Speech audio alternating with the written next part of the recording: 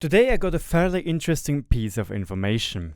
It is about a test on WoT Consol. I know my channel is mainly about World of Tanks PC and a little bit of War Thunder. However, as WoT Consol is still under the brand name World of Tanks, there is a slim chance that if this test is successful, it may or may not come to PC. Nevertheless, it's a very interesting thing because WoT Consol, they do want to do some changes to their vision system, and the test is called True Vision Test. Now, why do they want to do this True Vision Test? Well, mainly two little features. It was made to counter the invisible tank issue. You might know it yourself that sometimes you're just driving into a field of enemies or into a wooded area and you simply can't spot anybody. And this can be very frustrating when people are just constantly pounding you. This is obviously because of them are either already smart and using double bushes or the 50-meter rule, or they're just staying way back and you are just getting spotted by a scout. And they want to try and make the game a little bit easier. Now, what does the True Vision system mean or is? Well, that's a carbon copy of the article on the website. They will be running a test throughout the weekend for the new vision system, with the main difference being that all vehicle models, ally and enemies, are always visible.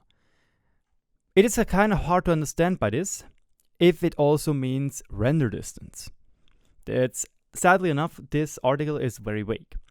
But it means that they no longer pop into existence. This means you will need to spot enemy tanks with your own eyes, and don't worry, once an enemy gets close enough, the normal vision system will kick in and automatically spot them for you. Now, this is a little bit of an issue in my opinion with this article. It is a little bit, it's kind of hard to really see what is going on. But the point is, or the biggest point is, WoT Consol wants you to always see the people. That is how I understand it. Always. There will be no render distance anymore. And as soon as they get into your view range, they will start having their little marker on top of their head. And I guess that if you are hovering over them, they will also start to, have the red glow around them, or blue glow if you are colorblind. That is interesting because, to me personally, it sounds a little bit like a mix between the normal World of Tanks formula with a little bit of War Thunder sprinkled into. They themselves give a little bit of a tip, and they call it that you have to make use of the bushes and trees to conceal your tank, stick close to cover and avoid driving in the open field, obviously because you're always spotted, and move slowly and carefully when advancing, and most importantly, remember, if you can see them, they can see you too. Now, and obviously, it is a vision test and the results for the testing purpose only. There will be no commitment to this idea, and they will see if there will be any implementation whatsoever. It's purely a test of the True Vision system. But let's have a little bit of a discussion of the different things, like what could happen, what are the implications of this. Now, on first glance, if it is like that there is no more render distance, that the people are always spotted, and if you spot them yourself, they're always visible, and if you start to spot them, they will start get the markers and the highlighting, how I understood it. It's an interesting concept in the beginning, because it allows you to finally not be able to just have, again, tanks pop into existence, how it actually happened to Edwin during our stream together, the AEG and Raptor stream. Now, and that is very, very important. It's interesting on first glance, but on second glance and on second thought, I have my issues with this thing. Yes, it is a mixture of World of Tanks and War Thunder. Now, let's talk about War Thunder in general.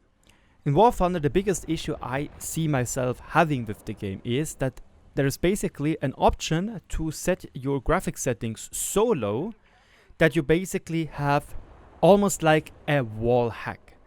You can see through a lot of bushes on some distances, which is insanely helpful, obviously, to spot enemy people. Because again, in War Thunder, if you hover over anybody, there is no red silhouette or anything. You have to trust your own eyes. So it's kind of hard to sometimes see people. Second thing is, if you don't have a big screen, it might also be rather hard. So for example, my friend with a 40-inch screen has it a lot easier to spot people than me with my 24-inch screen, which I'm having and looking at right now, where you are on top of the camera. So not only does this, in theory, would benefit people with less capable machines or people which are actively using less capable or less good options for, you know, for quality, but it will also promote people which are actually having bigger screens. So in theory, you could say that it is literal pay to win. Get a big screen and you are more capable of winning. However, and again, this is WoT Consol. As far as I know, all the consoles have the same graphic settings. So the first argument, yeah, it's not really valid. And the second argument, even if you have a big screen, it is still very hard to spot some people. So this is now just from War Thunder, like the experience I'm having with War Thunder. And again, War Thunder is a completely different game than World of Tanks. Let's talk about what the implications would be in World of Tanks itself. What are the issues I'm seeing in second thought? The biggest issue, in my opinion, will be that the tank class, like artillery, will become even stronger. Why exactly? Because they don't need to have anybody spot for them. Just look down a corridor and bye-bye! There are people there you can already shoot without them getting spotted. That is very, very dangerous, because please do not forget, World of Tanks map design is very, very linear. And let's just think now about World of Tanks' counter RD. Let's have Prokhorovka, let's have, I don't know, 3 RDs. And if one RD is actually fairly decent, he will just see where the enemy RD is going and then aim for it and then kill it. It sounds like a little bit of a neato counterplay, but as soon as your RD is dead and they still have 2 or 3 RDs left, you are dead. Second of all, obviously, there might also be the implication that, for example, people which are using lower capable machines or lower settings will also have a bigger advantage. Again, when we would say it's World of Tanks PC. Third thing is that basically spotting itself or passive scouting dies. So, in a normal game, if you are, for example, in the bushes on Prokhorovka or in a bush in Malinovka,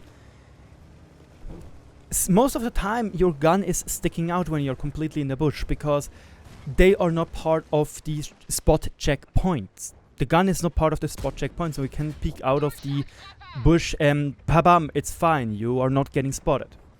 But with this system, passive scouting basically dies, because it will be much easier when you know where usual passive scout bushes are to just spot them and then see, oh yeah, there is a gun barrel, I'm just shooting into it and I have a guaranteed hit. And you don't even need to, you know, gamble on something being there or then watch skill for LTU's guides on blind shots, because you can literally you're not blind, they are not blind anymore because you see the people. In normal games that already has a pretty big implication. But in competitive games, that is absolutely insane. Because in competitive games you usually have a lot better, you know, communication. You usually have players of your own skill level playing against other players of your own skill level.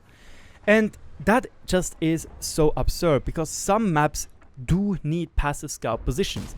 The best example, in my opinion, would be Karelia. Karelia is an insanely interesting map. You will see it when, for example, Ducky is playing.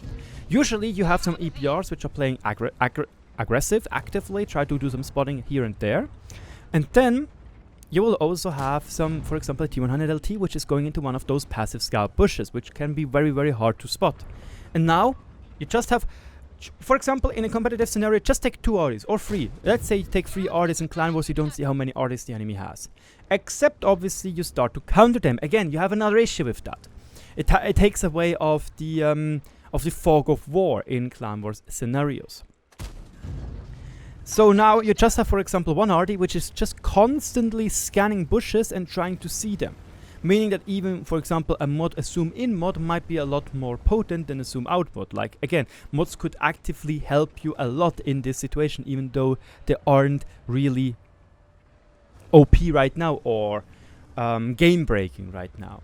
So now you just have one artillery which is just constantly watching the bushes, etc., etc., etc., and that's it. It is an interesting approach, but it would basically destroy scouts as they are, and it would, for example, destroy the whole purpose of the British tank line, the British light tank line.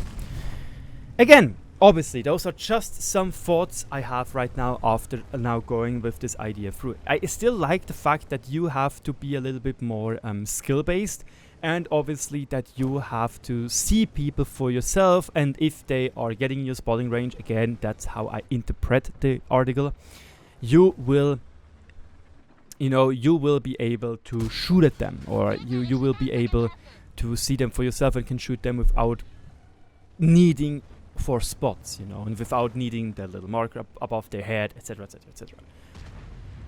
But again, especially in high tier, with artillery, with competitive gaming in mind, that idea is very hard.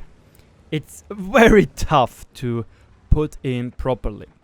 Now, let's make the thought experiment that wargaming is going to do just that. Let's just make the thought experiment that, wargaming wants to introduce spotting system like this in World of Tanks as a test, as a sandbox server, and see how it goes. Well, it would mean a lot of changes to the meta, and probably also it would entitle a lot of tanks to have some well-deserved rebalancing. Well, again, I'm never against any ideas being tested somewhere. Just right here, I see from the paper itself, or from the idea itself, that there are more cons than pros in this idea. It's good that Consol is testing it. It would be interesting to see what World of Tanks PC would do, and I really want to know what you think about this. Do you think this was an unnecessary video because it's World of Tanks Consol? Because Consol already tested where they started to have less RNG, and I'm not sure what happened with that test. But still, they do test quite a lot, and I'm still hoping that, even though there are two different teams, as far as I know, World of Tanks Consol is an American-based team, but I do hope they are, doing some inter-company exchangings, and they are saying, hey, the test didn't went that well, or they say, hey, the test was very, very well received, maybe you should try it too. Who knows? My name is RagingRaptor. I do hope you enjoyed this little video and my thoughts about this system. Let me know in the comment section below again what you think about the True Vision test. Do you think it is a good idea? Do you think it is a bad idea? And obviously, you could easily change that with the artillery. You could just say, artillery is still forced to the old vision system. It would help a ton, It would already kill a pretty decent chunk of my arguments, In general, again, it's a test. Glad to see you're doing tests, and it will be interesting to see. My name is RagingRaptor. Thank you so much for watching. Don't forget to subscribe to be always up to date with everything World of Tanks related and War Thunder related, most likely. And as always, good luck on the battlefield. Cheers, boys and girls.